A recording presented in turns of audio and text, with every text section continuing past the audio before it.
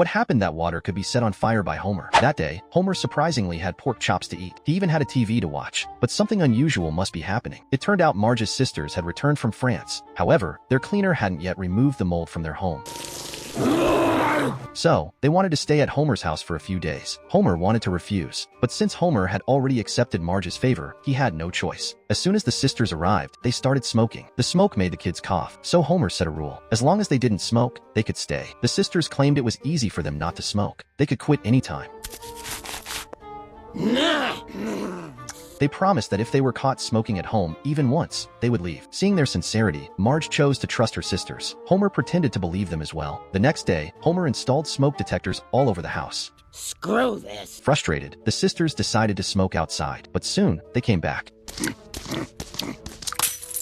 Because they're so addicted to cigarettes, the sisters had bought e-cigarettes since they wouldn't trigger the detectors. Homer had to say yes, but the small dose wasn't enough for them. Then they noticed the bathroom didn't have smoke detectors. They had an idea. When they were just about to light their cigarettes, the smoke detector alarm sounded. Homer seems to be prepared. He wants them out of his house right now. The sisters explained it wasn't the cigarettes, it was the water that caught fire. Though it was unclear why, they do intend to smoke. After the sisters pleaded, Homer thought of a place suitable for them. The entrance of the dog track. The place was surrounded by mist, perfect for their habits.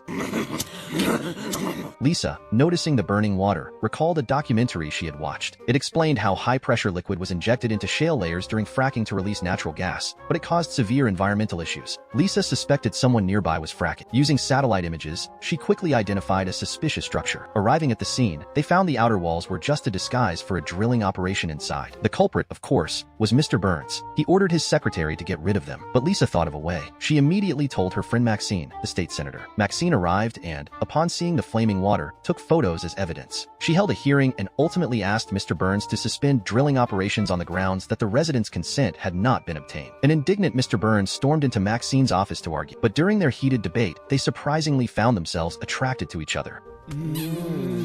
After waking up, they realized it was a mistake, but both admitted it felt amazing. They agreed to meet again. Though romance bloomed, business was business. Mr. Burns decided to find someone greedy enough to persuade Springfield's residents to agree to fracking. So, he approached Homer, appointing him as the energy marketing officer, to sell fracking to the townspeople. However, Homer realized Lisa hated the word fracking. Mr. Burns countered, arguing that compared to mutating workers with nuclear waste, fracking was much more environmentally friendly.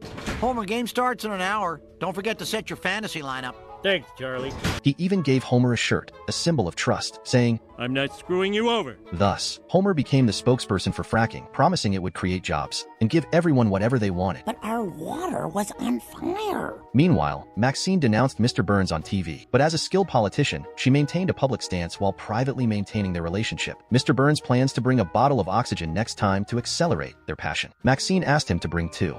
At a town meeting, scientists presented data on the consequences of fracking, but Homer simply said, sign this, and you'll each get $5,000. Greedy Springfield residents quickly agreed to Homer's proposal. The scene changes from a meeting to a discotheque. Homer eagerly reported the good news to Mr. Burns. But Mr. Burns was more concerned about his romantic troubles, asking Homer, as a relationship expert, for advice. Homer said that no matter how casual a relationship seems, someone always ends up hurt. This hit Mr. Burns, who decided to harden his heart and discard any soft feelings.